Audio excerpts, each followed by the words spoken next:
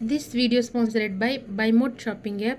BuyMode e-shopping application is one of the best online shopping app now available on Play Store and App Store. Click below link and install application. Thank you. நம்ம இன்னைக்கு ரொம்ப டேஸ்டியான mutton Cola எப்படி பண்ணுறதுன்னு பார்க்க போகிறோம். இது செய்கிறது ரொம்ப ஈஸி, சாப்பிட்றக்கும் ரொம்ப டேஸ்ட்டாக இருக்கும். சின்ன சின்ன டிப்ஸ் அண்ட் ட்ரிக்ஸ்லாம் ஃபாலோ பண்ணிட்டு செஞ்சோன்னா மட்டன் கோலா எண்ணெயில் போடும்போது உதிர்ந்து போகாமல் பெர்ஃபெக்டாக பண்ண முடியும். இது நல்ல ஒரு ஸ்டார்டராக இருக்கும், நல்ல ஒரு சைட் டிஷ்ஷாகவும் இருக்கும். வாங்க இப்போ வீடியோக்குள்ளே போகலாம். ஹாய் ஃப்ரெண்ட்ஸ், என் பேர் Abhi. Welcome to Indian recipes Tamil. வீடியோக்குள்ள போகிறதுக்கு முன்னாடி நம்ம சேனல் இந்தியன் ரெசிபீஸ் தமிழை சப்ஸ்கிரைப் பண்ணிக்கோங்க, கூட இருக்க பெல் சிம்பலையும் கிளிக் பண்ணிக்கோங்க.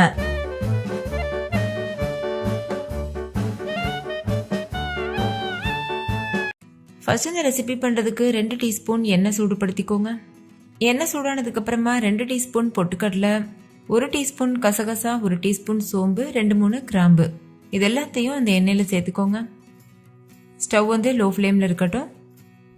கூடவே ஒரு கைப்பிடி அளவு பூண்டு பற்கள் தோல் உரிச்சிட்டு சேர்த்துக்கோங்க. அடுத்து இது கூட ஒரு சின்ன துண்டு இஞ்சி பொடியாக கட் பண்ணிட்டு சேர்த்துக்கோங்க. 7-8 முந்திரி பருப்பு இது கூட சேர்த்துக்கோங்க. நீங்கள் முந்திரி பருப்புக்கு பதிலாக வேர்க்கடலை கூட யூஸ் பண்ணலாம். வேர்க்கடலை யூஸ் பண்ணுறதா இருந்தால் 1 டேபிள் ஸ்பூன் சேர்த்துக்கோங்க. கூடவே 2 பச்சை மிளகாய் பொடியாக கட் பண்ணி சேர்த்துக்கோங்க. ஒரு பெரிய சைஸ் வெங்காயம் கட் பண்ணிட்டு சேர்த்துக்கோங்க. பெரிய வெங்காயமுக்கு பதிலாக நீங்கள் சின்ன வெங்காயம் கூட யூஸ் பண்ணலாம். ஒரு கொத்து கருவேப்பிலை சேர்த்துக்கோங்க. கூடவே 1/4 கப் துருவின தேங்காய் சேர்த்துக்கோங்க. சேர்த்துட்டு இது எல்லாத்தையும் சேர்த்து நல்லா வதக்கிடுங்க. கொஞ்சமாக உப்பு சேர்த்து வதக்கிக்கோங்க, அப்போ வெங்காயம் சீக்கிரமாகவே வதங்கிடும். இது கூடவே 1/2 கிலோ அளவு மட்டன் கொத்துக்கறி சேர்த்துக்கோங்க. மட்டன் கோலாக்குன்னு கேட்டிங்கன்னா கடைக்காரவங்களே நல்லா இந்த மாதிரி சின்ன சின்னதாக கொத்தி தருவாங்க. நல்லா வாஷ் பண்ணிவிட்டு ஈரத்தெல்லாம் பிழிஞ்சிட்டு இந்த மாதிரி சேர்த்துக்கோங்க. இதில் தண்ணி எதுவும் சேர்க்க வேண்டாம். லேசாக இந்த மாதிரி கலந்து விட்டுக்கோங்க. ஒரு 2 நிமிஷம் இது அப்படியே இருக்கட்டும். இப்போது ஒரு 2 நிமிஷம் கிட்ட ஆயிருக்கு. இது நல்லா மிக்ஸ் பண்ணி விட்டுருங்க. மட்டனே நல்லா தண்ணி விட்டு வரும், அந்த தண்ணியிலேயே இந்த மட்டன் வேகணும்.